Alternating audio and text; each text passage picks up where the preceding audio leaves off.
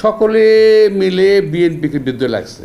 কথা হলো বিএনপি একটা দেশপ্রেমিক জাতীয়তাবাদী দেশপ্রেমিকের একটা দল। এই দলটাকে যদি শেষ করা যায় তাহলে ফ্যাসিজম এবং আধিপত্যবাদকে বাংলাদেশে পার্মানেন্ট করা যাবে। এই হলো তাদের টার্গেট। তো আমি যেন প্রশ্ন না থাকলে আমি এখানে শেষ করি।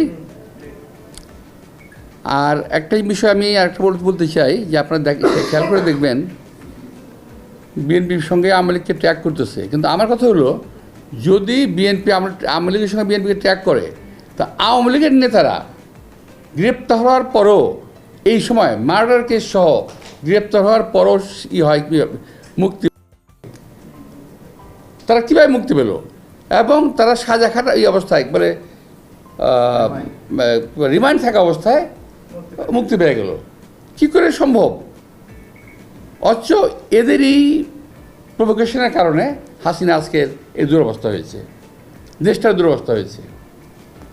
পুলিশে বিভিন্ন ইম্পর্টেন্ট জায়গায় সাংবিধানিক প্রতিষ্ঠানে, ব্যবসায়িক প্রতিষ্ঠানে, মতিঝিলে, ব্যাংকে, বিমা, যেখানে যাবেন, ইভেন যে ব্যবসায়ীর জায়গাগুলো আছে না, একটা স্বাভাবিক যে এই যে কতগুলো প্রতিষ্ঠান আছে না, মানে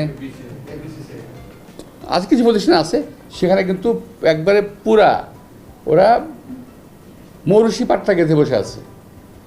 এখানে আরও কিছু ব্যবসায়ী কথা আছে, আমি বলবো না নাম, ওটা বললে আবার এটাকে ভিন্নভাবে পত্রপত্রিকা আসবে, আমি অবশ্যই আপনাদের বলবো।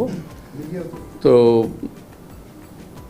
মিডিয়া তো আর কী বলবো, মিডিয়া তো বিএনপির পক্ষে কখনোই ছিল না, এখন মাঝে মাঝে দুই একটা থাকে, আসে, বললে কষ্ট করে লেখে আর কি বিএনপির জন্য বলেও। বিএনপির কোনো মিডিয়া চ্যানেল, এটা হলো বিএনপির এবং আমাদের সবচেয়ে দুর্ভাগ্য যে এটা আমরা বিল্ড আপ করতে পারি নাই, এখন থেকে না, বহু আগে থেকেই। তো হ্যাঁ, এটা থেকে নজর দিতে হয়, আমরা বিল্ড আপ করতে পারি নাই, এটা আমাদের দুর্ভাগ্য। আওয়ামী লীগ এবং বিএনপিকে যদি ভাবা হয় দল হিসেবে, বড় দল হিসেবে, মানুষ ভাবতে পারে, কিন্তু এটা কিন্তু ঠিক না। কারণ প্রতিটা দলেরই কিন্তু নিজস্ব একটা শক্তি আছে, প্রতিটা দলের নিজের একটা ক্ষমতা আছে, প্রতিটা দলের পপুলারিটি আছে। এবং বিএনপি যদি নির্বাচনের ক্ষেত্রে প্রশ্ন আসে, সেক্ষেত্রে আমি বলবো যে বিএনপি সবাইকেই প্রতিদ্বন্দ্বী ভাবে, প্রতিপক্ষ না। বিএনপি কাউকে প্রতিপক্ষ ভাবে না, প্রতিদ্বন্দ্বী আমরা ভাবি। এখানে আওয়ামী লীগ না থাকলেও আরও অনেক আছে, অনেক দল